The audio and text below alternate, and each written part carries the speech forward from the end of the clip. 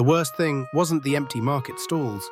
It wasn't even the way Bale Akinsola's men would swagger through, taking whatever they wanted. The worst thing was how quiet everyone became. The silence. That's what told you Ijoba Aninilara, the bad governance, had truly arrived in our village of Ilu Alafia. My name is Dio. I'm just a farmer. I grow yams and a little cassava.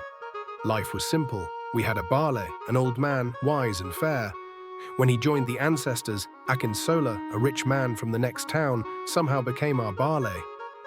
He wasn't chosen by our elders in the old way.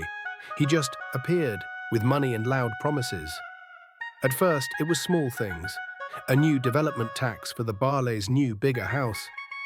Then a tax on every basket of yams sold at the market. Mama Risi, who sold the sweetest palm wine, she grumbled a bit too loud one market day. "This tax will drink us dry before the wine does," she joked. The next week, Mama Risi's stall was empty. Her hut too. People whispered she'd gone to visit family far away. But her goats were still there, bleating sadly.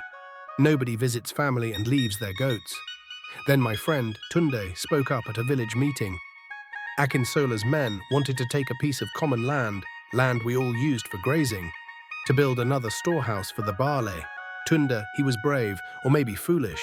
He stood and said, "Baal, that land belongs to all of us.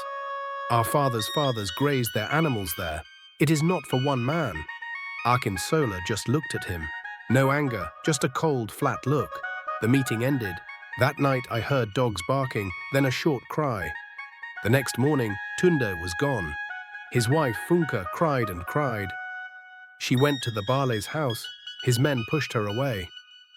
"Your husband disrespected the Bale. He has gone on a long journey," one of them said, smiling a smile that didn't reach his eyes.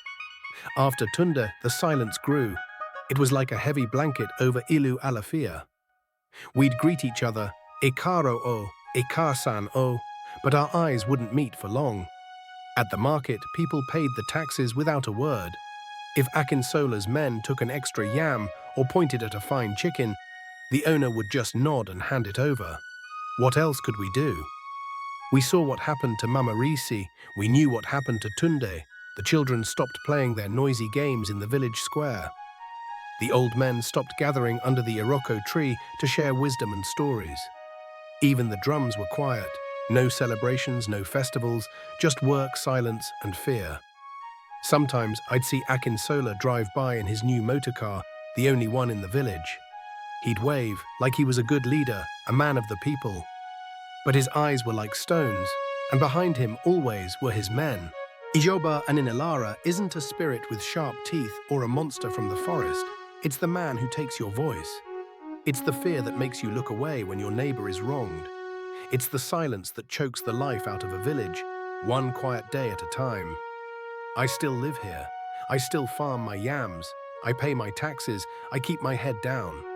But every night I hear that silence, and it's the scariest sound I know.